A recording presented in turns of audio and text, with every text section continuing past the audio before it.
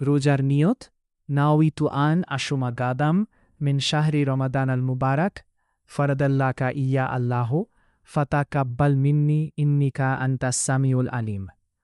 অর্থ, হে আল্লাহ, আমি আগামীকাল পবিত্র রমজানের তোমার পক্ষ থেকে নির্ধারিত ফরজ রোজা রাখার ইচ্ছা পোষণ নিয়ত করলাম। অতএব তুমি আমার পক্ষ থেকে আমার রোজা তথা পানাহার থেকে বিরত থাকাকে কবুল কর। নিশ্চয় তুমি সর্বশ্রোতা ও সর্বজ্ঞানী।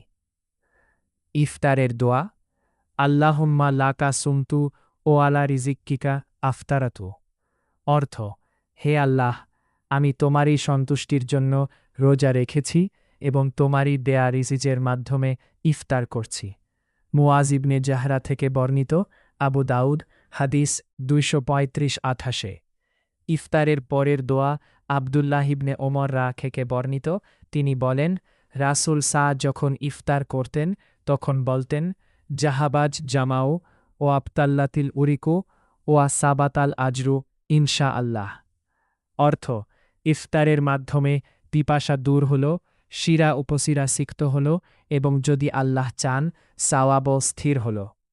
আবু দাউদ, হাদিস ২৩৫-৮৮। ইফতারের ফজিলত সারা দিন রোজা রাখার পর রোজাদারের জন্য ইফতারের মুহূর্তটা পরম আনন্দের। আবু হুরায়রা রাদিয়াল্লাহু তাআলা আনহু থেকে বর্ণিত হাদিসে নবী করিম সাল্লাল্লাহু আলাইহি ওয়াসাল্লাম লেছেন, রোজাদারের জন্য দুটি আনন্দ।